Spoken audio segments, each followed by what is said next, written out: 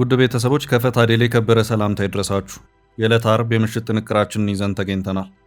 ለሰዓቱ የመራረጥንላችሁን መረጃዎች በቅድሚያ በማስተዋወቅ እንጀምራለን። ውድ ቤተሰቦች ቪዲዮዎቻችን እንዲደርሷችሁ ላይክ እና ኮሜንት እንዲሁም ሼር በማድረግ እንድትከታተሉን በአክብሮት እንጠይቃለን። እናመሰግናለን። የትግራይ በሮች እየተዘጉ ባሉበት በዛሬው ዕለት በአወዛጋቢው ቀጠና የተፈጠረው ክስተት ውጥረቱን አባብሶታል። በትግራይ ክልልና በአማራ ክልል አዋሳኝ መስመሮች ላይ በዛሬው ዕለት የተላለፈው ጥብቅ ውሳኔ አዲስ ውጥረትን አንግሷል። መረጃውን ሰፋ አድርገን ይዘነዋል። ደብረጽዮንና ሞንጆሪኖ በዛሬው ዕለት የቅስቀሳ መልእክታቸው እንዲስተናገድ አድርገዋል። በጥንቅራችን ከያዝናቸው መረጃዎች መካከል ነው። የህዝብ ተወካዮች ምክር ቤት አባል የነበሩት አቶ ክርስቲያን ታደለና የአማራ ክልል ምክር ቤት አባል የሆኑት አቶ ዮሐንስ ቦያለው የክስ ሂደት በዛሬው ዕለት ታይቷል። እኛም በጥንቅራችን አካተነዋል።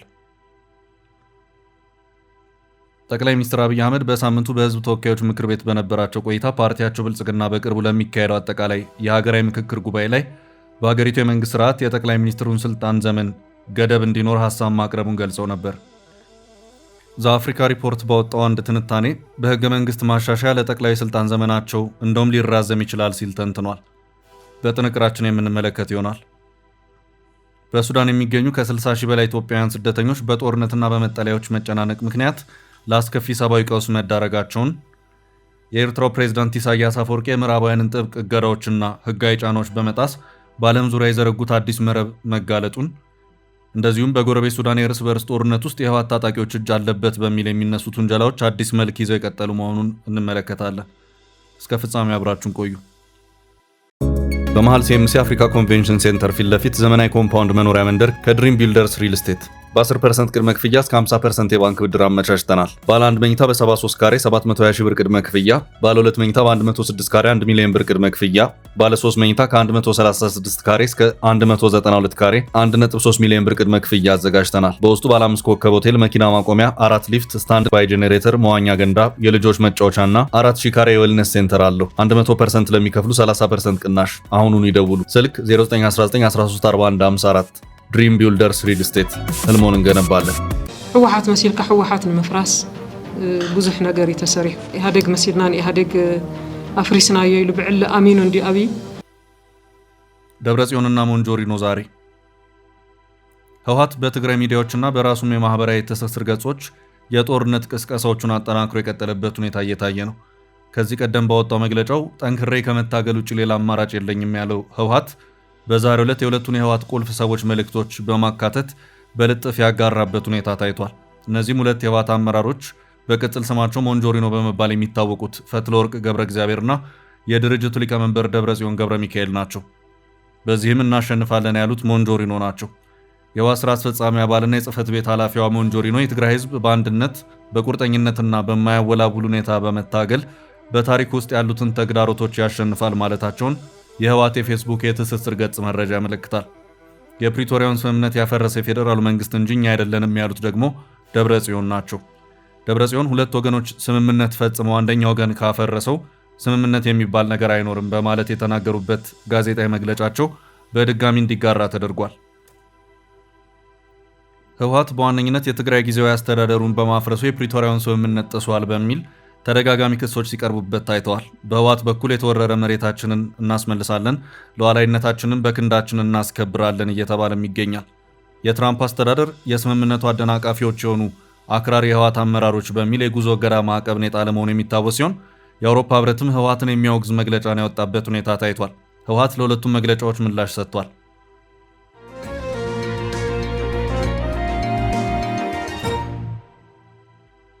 ወደ ቀጣይ ርዕስ አለፍን። የነ ክርስቲያን ታደለ የዛሬው ችሎት የህዝብ ተወካዮች ምክር ቤት አባል የነበሩት አቶ ክርስቲያን ታደለና የአማራ ክልል ምክር ቤት አባል የሆኑት አቶ ዮሐንስ ቦያለው የክስ ሂደት በዛሬው ዕለት ታይቷል። የከፍተኛው ፍርድ ቤት ባለፈው ቀጠሮ ተከሳሾቹ ክሳቸውን ይከላከሉ ወይም በነጻ ይሰናበቱ በሚለው ጉዳይ ላይ ብይን ለመስጠት ለዛሬ ሐምሌ 3 ቀን ቀጠሮ ሰጥቶ የነበረ መሆኑን ጠበቃቸው ሰለሞን ገዛኸኝ መግለጻቸውን የአዲስ ማለዳ ዘገባ አመለከተ። በዚሁ በነ ክርስቲያን ታደለ የክስ መዝገብ ስልክ የተጠለፈበት መዝገብ ለሐምሌ 17 ቀን እንዲቀርብ የከፍተኛው ፍርድ ቤት ቀጠሮ መስጠቱን ያመለከቱት ጠበቃቸው ሰለሞን ገዛኸኝ በዚህም ፍርድ ቤቱ ዛሬ በዋለው ችሎት ብይኑ መጠናቀቁን የገለጸ መሆኑን እንዳመለከቱም ዘገባው አመላክቷል። የተከሳሾቹን ስልክ ጠለፋ በተመለከተ አቃቤ ሕግ ከአራዳ ምድብ ችሎት ፈቃድ አግኝቻለሁ ማለቱን አስታውሷል። በመሆኑም ለፍትህ አሰጣጥ ሲባል የስልክ ጠለፋ ፈቃድ የተሰጠበት መዝገብ መቅረብ አስፈላጊ ሆኖ በመገኘቱ አቃቤ ሕግ በ10 ቀናት ውስጥ እንዲያቀርብ ፍርድ ቤቱ ያዘዘ መሆኑም ተመላክቷል። በዚህ መሰረት መዝገቡ ቀርቦ ከተመረመረ በኋላ ተከሳሾቹ ይከላከሉ ወይም በነጻ ይሰናበቱ በሚለው ላይ ብይን ለመስጠት ለሐምሌ 17 ቀን ተለዋጭ ቀጠሮ መሰጠቱን ጠበቃ ሰለሞን ገዛኸኝ መረጃውን ያደረሱት መሆኑን ዘገባው አመላክቷል። በተጨማሪም የዶክተር ካሳ ተሻገርን ስልክና የሌላ አንድ ተከሳሽ ስልክ ሌላ ሰው እየተጠቀመበት መሆኑን በተመለከተ የፌዴራል ፖሊስም ሆነ ኢትዮ ቴሌኮም ምላሽ ባለመስጠታቸው ምክንያት ድጋሚ ምላሽ ይዘው እንዲቀርቡ ከከፍተኛው ፍርድ ቤት ትዕዛዝ ተሰጥቶ ለዚሁ ቀን ማለትም ለሐምሌ 17 ቀን ቀጠሮ መሰጠቱም ታውቋል።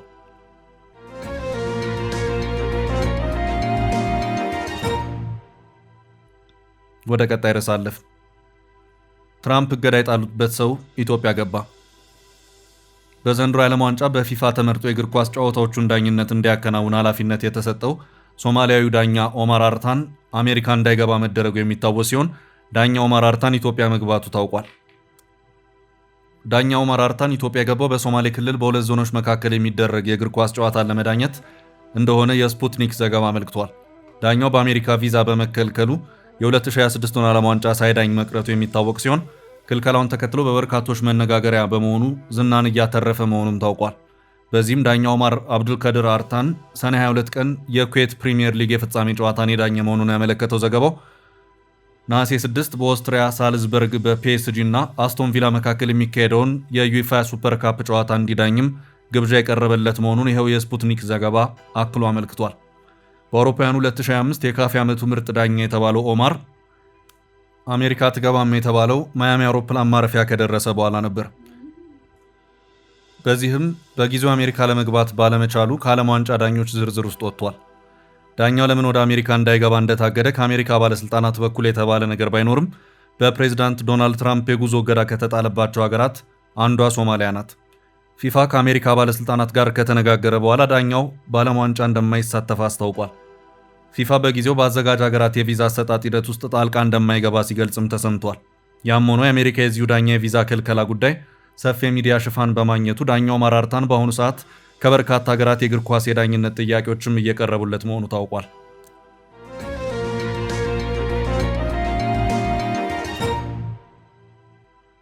ወደ ቀጣይ ርዕስ አለፍን። የትግራይ በሮች እየተዘጉ ነው።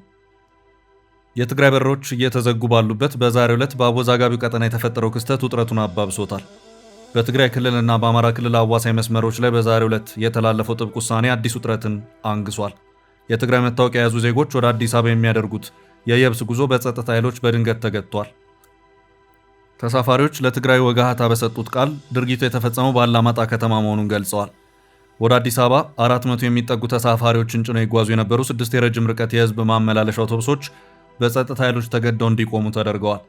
የጸጥታ አካላት ሁሉንም ተሳፋሪዎች ከአውቶቡስ ላይ እንዲወርዱ ካደረጉ በኋላ መታወቂያዎቻቸውን አንድ በአንድ በመፈተሽ በትግራይ ክልል የተሰጠ መታወቂያ የያዙትን ተሳፋሪዎች በየብስ ጉዟቸውን እንዳይቀጥሉ አግደዋቸዋል።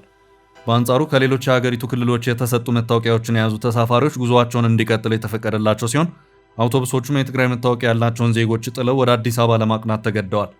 ስሙ እንዳይጠቀስ የፈለገና ከማይጨው ከተማ ተነስቶ ወደ አዲስ አበባ በመጓዝ ላይ የነበረ አንድ ተሳፋሪ እንደገለጸው ይህንን ጥብቅ ፍተሻና የጉዞ እገዳ ሲያካሂዱ የነበሩት የትግራይ መከላከያ ኃይል ቲዲኤፍ አባላትና ሲቪል ልብስ የለበሱ የአካባቢው ጸጥታ ሰራተኞች ናቸው። ጉዞ የተከለከሉት አብዛኞቹ ተሳፋሪዎች ወደ አላማጣ ወይም በአቅራቢያ ወደሚገኙ ከተሞች ለመመለስ የተገደዱ ቢሆንም ጥቂት የማይባሉ ወጣቶች ግን 2000 የኢትዮጵያ ብር በመክፈል ባለሶስት እግር ተሽከርካሪዎችን ወይም ባጃጆችን በመጠቀም የፍተሻ ጣቢያውን በገጠር መንገዶች በመዞር በአማራ ክልል ወደምትገኘው ቆቦ ከተማ መሻገር ችለዋል። እነዚህ ወጣቶች ክልሉን ጥለው ለመሰደድ የተገደዱበት ዋና ምክንያት በክልሉ ውስጥ በስፋት እየተካሄደ ካለው የግዳጅ ውትድርና ምልመላ ለማምለጥና ዳግም ሌላ አስከፊ ጦርነት ሊፈነዳ ይችላል ከሚል ከፍተኛ ፍርሃት የተነሳ እንደሆነ በዝርዝር አስረድተዋል። በርካታ ሪፖርቶች እንደሚያመላክቱት የክልሉ ባለስልጣናት በትግራይ መታወቂያ የሚጓዙ ዜጎች በየብስ ትራንስፖርት እንዳይወጡ ጥብቅ መመሪያ ለፍተሻ ጣቢያዎች የሰጡ ቢሆንም ዘገባው ይህ መመሪያ ምን ያህል በሰፊው ተግባራዊ እየተደረገ እንደሆነ በተናጠል ማረጋገጥ አለመቻሉን ገልጿል። የትግራይ ክልል የሰላምና ጸጥታ ቢሮ እና የክልሉ አስተዳደር ባለስልጣናት ከዚሁ ጋር በተያያዘ ለቀረበላቸው ጥያቄ እስካሁን ምላሽ አልሰጡም ሲል ጠቁሟል። የአዲስ የጉዞ እገዳ የተከሰተው እንደ አውሮፓውያን አቆጣጠር በኖቬምበር 2022 በአፍሪካ ህብረት አደራዳሪነት የተፈረመው የፕሪቶሪያው የሰላም ስምምነት አተገባበር በከፍተኛ ደረጃ መጓተቱን ተከትሎ በኢትዮጵያ ፌዴራል መንግስትና በህወሓት መካከል ያለው አለመግባባት በከፍተኛ ደረጃ በጠነከረበት ወቅት ነው ሲል ዘገባው አመልክቷል። በተለይም ህወሓት በፌዴራል መንግስት ይደገፍ የነበረውን የትግራይ ጊዜያዊ አስተዳደር በመቀየር ክልሉን ሙሉ በሙሉ በቁጥጥር ስር ለማድረግ ከወሰነ በኋላ በነዋሪዎች ዘንድ ክልሉ ወደ ሌላ የጦርነት ማጥ ውስጥ ይገባል የሚለው ስጋት በከፍተኛ ደረጃ ጨምሯል። ይህንን የፖለቲካ አለመረጋጋትና ፍርሃት ይበልጥ ያባባሰው ደግሞ በክልሉ ውስጥ ቤት ለቤት በጎዳናዎች በስራ ቦታዎችና በወርቅ ማውጫ አካባቢዎች ጭምር እየተካሄደ ያለው ጥብቅ የግዳጅ ውትድርና ምልመላ ዘመቻ መሆኑን እንደ ሂውማን ራይትስ ዎች ያሉ ዓለም አቀፍ የሰብአዊ መብት ተሟጋች ድርጅቶች ያመለክታሉ። የሰብአዊ መብት ድርጅቶቹ ባወጧቸው ሪፖርቶች ዕድሜያቸው እስከ 15 ዓመት የሆኑ ታዳጊዎችን ጨምሮ ንጹሐን ዜጎች በህገወጥ መንገድ ለውትድርና እየተመለመሉ ሲሆን በርካታ ወጣቶች ይህን ምልመላ በመሸሽ በየጫካው ለመደበቅ ወይም ክልሉን ጥለው ለመሰደድ ተገደዋል። ከዚህም በተጨማሪ ምልመላውን የሸሹ ወጣቶች ቤተሰቦችና ዘመዶች በጸጥታ ኃይሎች በቁጥጥር ስር እየዋሉ ልጆቻቸውን እንዲያቀርቡ ከፍተኛ ጫናና እንግልት እየደረሰባቸው እንደሚገኝ ተጋልጧል። በክልሉ የሚንቀሳቀሰው ተቃዋሚው የሳልሳይ ወያነ ትግራይ ፓርቲ በበኩል ባወጣው መረጃ መሰረት ይህንን የግዳጅ ውትድርናና የጦርነት ስጋት በመሸሽ በየወሩ ከ30 ሺህ በላይ ወጣቶች ትግራይን ጥለው እየተሰደዱ ይገኛሉ። የአካባቢው ነዋሪዎች፣ የትራንስፖርት ኦፕሬተሮችና የማህበረሰብ መሪዎች በቅርብ ወራት ውስጥ በየብስም ሆነ በአየር ትራንስፖርት ክልሉን ለቀው የሚወጡ ሰዎች ቁጥር በከፍተኛ ደረጃ መጨመሩን ያረጋገጡ ሲሆን ይህ የዛሬው አዲስ የጉዞ እገዳ ግን አብዛኛውንና አነስተኛ ገቢ ያለው ማህበረሰብ ወደ አዲስ አበባ ለመጓዝ የሚጠቀምበትን ብቸኛ አማራጭ አደጋ ላይ ጥሎታል። የትግራይ ክልል ባለስልጣናት በቅርቡ ጊዮን አውቶቡስና ሀበሻ አውቶቡስ የተባሉትን የረጅም ርቀት የትራንስፖርት ድርጅቶች በክልሉ እንዳይንቀሳቀሱ ማገዳቸው ነዋሪዎች ክልሉን ለቀው ለመውጣት ያላቸውን ውስን የንግድ ትራንስፖርት አማራጮች ይበልጥ ያጠበበውና ቀውሱን ያባባሰው ሌላው ክስተት ሆኗል።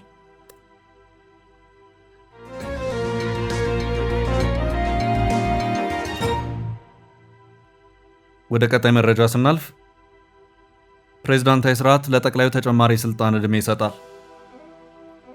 በህገ መንግስት ማሻሻያ ለጠቅላዩ ስልጣን ዘመናቸው እንደውም ሊራዘም ይችላል ተባለ። ጠቅላይ ሚኒስትር አብይ አህመድ በሳምንቱ በህዝብ ተወካዮች ምክር ቤት በነበራቸው ቆይታ ፓርቲያቸው ብልጽግና በቅርቡ ለሚካሄደው አጠቃላይ ሀገራዊ ምክክር ጉባኤ ላይ በሀገሪቱ የመንግስት ስርዓት የጠቅላይ ሚኒስትሩ ስልጣን ዘመን ገደብ እንዲኖር ሀሳብ ማቅረቡን ገልጸው ነበር። በዚህም ከነባራዊ ፓርላማ ስርዓት ወደ ፕሬዝዳንታዊ ስርዓት ሀገሪቷ መሻገር እንዳለባት ጠቁመው ነበር። ሀገሪቱን የሚመራው ሰው በሁለት የስልጣን ዘመን እንዲገደብ ለጉባኤው ሀሳብ ፓርቲያቸው ማቅረቡን የገለጹት ጠቅላዩ ከዚህ ቀደም ሀገራዊ ምክክር ዋነኛ ዓላማ በህገ መንግስቱ ላይ ያለምንም ማብቂያ የተቀመጠውን የሀገሪቱን መሪ የስልጣን ዘመን ለመገደብ መሆኑን ሲገልጹ ይሰማሉ። በአሁኑ የኢትዮጵያ ህገ መንግስት መሰረት አንድ ጠቅላይ ሚኒስትር ፓርቲው እስካሸነፈና በአብላጫው ፓርላማ መመረጥ እስከቻለ ድረስ ያለምንም የጊዜ ገደብ በስልጣን ላይ መቆየት የሚችል መሆኑን ጠቅላዩ አደገኛ ሲሉም የገለጹበት አጋጣሚ ነበር። ታዲያ ወደ ፕሬዝዳንታዊ ስርዓት የሚወስደው ሽግግር ግን ለጠቅላዩ እንደውም ረዘም ያለ ስልጣን ሊሰጥ ይችላል ሲል ዘአፍሪካ ሪፖርት የተሰኘ ዜና ምንጭ አንድ ትንታኔ ይዞ ወጥቷል። ጠቅላዩ አሁን ላይ ለሁለተኛ ዙርና የስልጣን ዘመን የተመረጡና የሚቀጥሉ ሲሆን በቀጣይ የህገ መንግስት ማሻሻያ ተደርጎ መንግስታዊ ስርዓት ወደ ፕሬዝዳንታዊ ቢቀየር በድጋሚ 2 ዘመን የመምራት እድል ይገጥማቸዋል ሲል ጽፏል። ጠቅላዩ በዚህ የስራ ሽግግር እንደውም ተጠቃሚ ይሆናሉ ሲል የተከራከረው ተንታኙ እስካሁን የቆዩበትን የስልጣን ጊዜ ሰዓቱን ወደ ዜሮ መመለስ ይችላሉ ሲል ነው የጻፈው። በተለምዶ በፖለቲካው ሀሳቡ ሪሴቲንግ ዘ ክሎክ የሚሰኝ ሲሆን በዘመናቸው የህገ መንግስት ሽግግርና ለውጥ የሚያደርጉ መሪዎች አሰራሩን በሌላ ዙር ስልጣን ለማርዘም ይጠቀሙበታል ሲል አመልክቷል። ለሀገራዊ ጠቅላላ የምክክር ጉባኤው ብልጽግና ያስገባው የስልጣን ዘመን ገደብ ሀሳብ የራስን ፍላጎት በመክታት ለዲሞክራሲ ለውጥ የመቆም ቢመስልም ይሄ ለውጥ ለጠቅላዩ እንደውም በስልጣን ረገድ ብዙ ጥቅሞች ያሉት ነው ሲል ጠቁሟል። አንድ ሀገር የህገ መንግስት ማሻሻያ ስታደርግ በህግ ደረጃ በመላው የመንግስት ስርዓት ላይ ሰዓቱን ወደ ዜሮ የመመለስ እንደ አዲስ የመጀመር እድል ይሰጣል ብለዋል። ማሻሻያው ተደርጎ ህጉ ቢጸድቅ የጠቅላዩ እስከዛሬ 8 ዓመት ስልጣን በህግ ከግምት የማይገባ እንደሚሆን አመልክቷል። ህጉ ከጸደቀበት ቀን አንስቶ ጠቅላዩ ለ2 ዘመን ቀጣይ ዘመን ሀገሪቱን የመምራት ህጋዊ መብት ይጨብጣሉ ብለዋል። ይህም ጠቅላዩ እንደ አውሮፓ አቆጣጠር እስከ 2030ዎቹ መጨረሻ ድረስ አሊያም እስከ 2040 መጀመሪያ ድረስ በስልጣን ሊቆዩ ይችላሉ ሲል መከራከሪያ አቅርቧል። በኢትዮጵያ ህገ መንግስት መሰረት የህገ መንግስት አንቀጽ ለውጥ ለማድረግ ከሚጠይቀው ድምፅና ጊዜ አንጻር የሚቀጥሉት የጠቅላይ ስልጣን ዓመታትን ሊፈጅ መቻሉን ተንታኙ ከግምት በማስገባት ነው 2030 መጨረሻ አሊያም 2040 መጀመሪያ ሲል ግምት ያስቀመጠው። ፕሬዝዳንታዊ ከሆነ ስርዓት ጠቅላዩ በሌላ መልኩ ሊጠቀሙ እንደሚችሉ የጽሑፉ ያመለከተ ሲሆን ጠቅላዩ ፕሬዝዳንት ለመሆን የግል እንጂ የፓርቲያቸው ተቀባይነት ላይ ያሳስባቸው ይችላል ብለዋል። ጠቅላዩና ፓርቲያቸው ለምክክሩ ያቀረበው ሐሳብ አሁን ላይ ጠቅላዩ በዲፕሎማቲክ ማህበረሰቡ በሚታዩበት አይን አትራፊ እንደሚያደርጋቸውም ከግምት ገብቷል። ስልጣንን ልገድብ የሚል መሪ ዓለም አቀፍ የዲፕሎማሲ ድጋፍ ከተቋማት ደግሞ የፋይናንስ ብዙ በሮችን ሊያስከፍት እንደሚችል ተመልክቷል። በቀጣዩ ሀገራዊ ንግግር ይሄ ስልጣን ገደብ ሐሳብ ቁልፍ ስፍራ ሊይዝ መቻሉ ደግሞ ሌሎች ሊፈቱ የሚገባቸው ጥልቅ ንግግር የሚያስፈልጋቸው ጉዳዮችን ሊውጥ ስለመቻሉ ይነሳል። መንግስት የንግግሩን አጀንዳ በእጅ አዙር ለመቆጣጠር እድል እንደሚሰጠውም አመክንዮ ያሳያል። በአጭሩ የስልጣን ገደብን በማስቀመጥ ጠቅላዩ ስትራቴጂክ የሆነ የረጅም ጊዜ ህጋዊ ስልጣን መደላድልና ሁኔታ ሊያመቻቹ ይችላሉ ሲል ተንታኙ ይገልጻል። ታዲያውም ባለው ስልጣን ሳይገደብ መቀጠልን ማን ከለከላቸው የሚል ጥያቄ ይነሳል።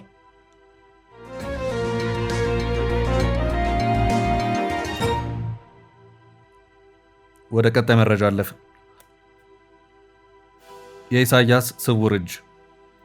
የኤርትራ መንግስት በምዕራባውያን ሀገራት የተጣለበትን ጥብቅ እገዳና የተደረጉበትን ህጋዊ ጫናዎች በግልጽ በመጣስ በስደት ከሚኖሩ ዜጎቹ ላይ የሚያስገድደውንና አወዛጋቢውን የ2% የዲያስፖራ ታክስ በሚስጥር መሰብሰቡን በስፋት መቀጠሉ ተጋልጧል። ይህንን ሚስጥራዊ አሰራር በቅርበት የሚከታተሉት የሰብአዊ መብት ተሟጋቾችና ተቺዎች የኢሳያስ አፈወርቂን አስተዳደር በማስገደድና በማስፈራራት ስራዎች ላይ እንደሚሰማራ የማፊያ መንግስት ወይም ማፊያ ስቴት አድርገው የሚገልጹ ሲሆን ይህ የዲያስፖራ ግብር በውጭ ሀገር የሚኖሩ ኤርትራውያንን በአገዛዙ ቁጥጥር ስር ለማቆየትና ለፓርቲው የረጅም ጊዜ ገንዘብ ምንጭ ሆኖ እንዲያገለግል ተብሎ የተዘረጋ ስልታዊ መረብ መሆኑን ያመለክታሉ። ምንም እንኳን በርካታ የምዕራባውያን መንግስታት የኤርትራ ኤምባሲዎችና ቆንስላዎች በግዛታቸው ላይ ይህንን መሰል ህገወጥ የገንዘብ አሰባሰብ እንዳያካሄዱ በይፋ ቢያግዱም የአስመራው አስተዳደር ግን አሰራሩን ሙሉ በሙሉ ከማቆም ይልቅ ራስን ከተለዋዋጭ ሁኔታዎች ጋር በማስማማት አዳዲስና ስውር የሆኑ የመሰብሰቢያ መንገዶችን ቀይሶ በመንቀሳቀስ ላይ ይገኛል። ስለ ስልታዊ አሰባሰብ ሂደትና በኤምባሲዎቹ ስለሚፈጸሙት ድርጊቶች ቅርበት ያላቸው ኤርትራውያን ምስክርነታቸውን ለኤርትራዊ ጋዜጠኛ መሐመድ ኸይር ኡመር የሰጡ ሲሆን የሂደቱን ስውርነት በዝርዝር አጋልጠዋል። ወደ ኤምባሲው ለተለያዩ ጉዳዮች የሚመጡ ዜጎች መጀመሪያ ወደ ግቢው ከመግባታቸው በፊት የሞባይል ስልኮቻቸውንና ማንኛውንም አይነት የኤሌክትሮኒክስ መገናኛ መሳሪያዎቻቸውን ለደህንነት ሰራተኞች እንዲያስረክቡ የሚገደዱ ሲሆን ይህም በውስጥ የሚደረጉ ሚስጥራዊ ንግግሮችና ድርድሮች እንዳይቀረጹ ለመከላከል ታስቦ የሚደረግ የስለላ ተግባር ነው። በመቀጠልም የኤምባሲው ባለስልጣናት ዜጎቹ በአሁኑ ወቅት በሚኖሩበት ምዕራባዊ ሀገር የሚያገኙትን ዓመታዊ ገቢ ግብር ማሳያ ሰነድ እንዲያቀርቡ የሚጠይቋቸው ሲሆን በዚህ መረጃ ላይ ተመስርቶ የሚከፈለውን የ2% የዲያስፖራ ታክስ መጠን ካሰሉ በኋላ ክፍያውን የሚጠይቅ በትግርኛ ቋንቋ የተዘጋጀ የክፍያ ወረቀት በሚስጥር ያበረክቱላቸዋል። በተለይም እገዳ ባለባቸው ሀገራት ህጋዊ ተጠያቂነት ለመሸሽ ክፍያውን በቀጥታ በኤምባሲ ውስጥ ከመቀበል ይልቅ ስደተኞቹ ራሳቸው ወደ ኤርትራ በመጓዝ ወይም በተጓዥ ዘመዶቻቸውና እምነት በሚጣልባቸው ግለሰቦች አማካኝነት አስመራ በሚገኘው የውጭ ጉዳይ ሚኒስቴር የቆንስላ ክፍል በአሜሪካ ዶላርና በጥሬ ገንዘብ ብቻ እንዲከፍሉ መመሪያ የሚሰጥ ሲሆን ይህንን ታክስ ለመክፈል ፈቃደኛ ያልሆኑ ዜጎች ደግሞ ማንኛውንም የቆንስላ አገልግሎት፣ ህጋዊ ሰነዶችን የማደስ መብትና በኤርትራ ውስጥ ያላቸውን ንብረት የማስተዳደር መብት ሙሉ በሙሉ በመነፈግ ለከፋ እንግልትና ጫና ይዳረጋሉ። ይህ በዓለም አቀፍ ደረጃ የተዘረጋው የስውር ታክስ አሰባሰብ ሴራ በበርካታ የምዕራባውያን መንግስታትና በተባበሩት መንግስታት ድርጅት ዘንድ ከፍተኛ ስጋትንና ተቃውሞን የቀሰቀሰ ጉዳይ ሆኖ ቆይቷል።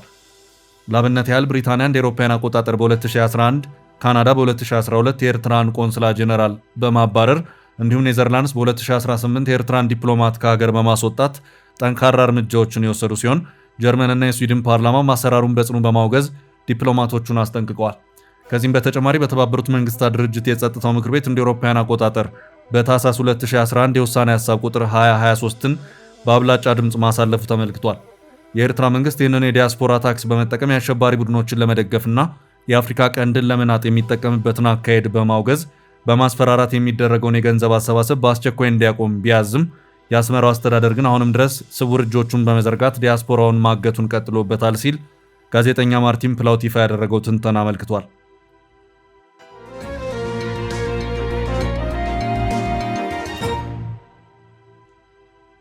በቀጣይ ርዕስ የህወሓት ታጣቂዎች የጥቃት ቀጠና በሱዳን። በጎረቤት ሱዳን የእርስ በእርስ ጦርነት ውስጥ የህወሓት ታጣቂዎች እጅ አለበት በሚል የሚነሱት ውንጀላዎች አዲስ መልክ ይዘው የቀጠሉ ሲሆን በስፋት የተሰራጩ ተንቀሳቃሽ ምስሎችን በጉዳዩ ላይ ተጨማሪ ጥያቄዎችን አስነስተዋል። ራዲዮ ዳባንጋ ይፋ ባደረገው መረጃ መሰረት የህወሓት ታጣቂዎች በሱዳን አልጀዚራ ግዛት ውስጥ ይገኛሉ መባሉና በንጹሃን ዜጎች ላይ ጥቃት እየፈጸሙ ነው የሚለው ክስ የሁኔታውን ውስብስብነት ይበልጥ አሳሳቢ አድርጎታል። የሱዳን ፈጣን ድጋፍ ሰጪ ኃይል RSF ቀደም ሲል የትግራይ ታጣቂዎች ከሱዳን መደበኛ ጦር ሳፍ ጎን ተሰልፈው በተለይም በሀገሪቱ መካከለኛና ምስራቃዊ ክፍሎች በሚደረጉ ወታደራዊ ኦፕሬሽኖች ላይ እየተሳተፉ ነው ሲል በይፋ መክሰሱ ይታወሳል። አሁን ላይ ደግሞ የአካባቢው ነዋሪዎች በማህበራዊ ሚዲያ ባጋሯቸው ቪዲዮዎች ታጣቂዎቹ በአልጀዚራ ግዛት ውስጥ መንቀሳቀሳቸውን ብቻ ሳይሆን በንጹሃን ዜጎች ላይ ጥቃቶችን እያደረሱ እንደሚገኝ እየገለጹ ነው። ይሁን እንጂ ራዲዮ ዳባንጋ በዘገባው ላይ እንዳመለከተው የቀረቡትን እነዚህን የማህበራዊ ሚዲያ ወንጀላዎች በተናጠልና በተደራጀ መልኩ በትክክል ስለመፈጸማቸው ማረጋገጥ አልተቻለም።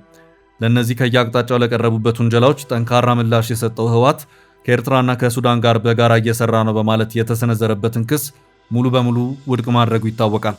የድርጅቱ ቃል አቀባይ ሚካኤል አስገዶም እንደገለጹት ቡድናቸው ከየትኛውም የውጭ አካል ወታደራዊ ድጋፍ እንደማይፈልግ፣ አብረው ተሰልፈው እንዲዋጉለት የውጭ አካላትን በፍጹም ጋብዞ እንደማያውቅና ሁልጊዜም በራሱ ኃይል እንደሚተማመን ገልጸዋል።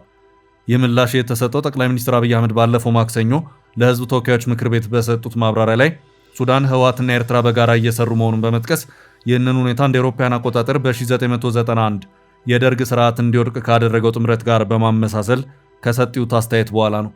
ጠቅላይ ሚኒስትሩ ይህ የተባለው ጥምረት በኢትዮጵያ ሉዓላዊነት ላይ የሚያመጣው አደጋ የለም በማለትም ስማቸውን ያልጠቀሷቸው የውጭ አካላት ከጀርባ ሆነው እየመሩት መሆኑን ጠቁመዋል። ውድ ቤተሰቦቻችን ለዛሬ ያዝንላችሁን ርዕሰ ጉዳዮች እዚህ ላይ ቋጨን። ላይክ፣ ሼር እና ኮሜንት በማድረግ ለቻናላችን ድጋፋችሁን መግለጽ እንዳትዘነጉ እያልን ከሌሎች መረጃዎች ጋር ደግመን እስክንገናኝ ቸር ያሰማን ስንል ተሰናብተናል።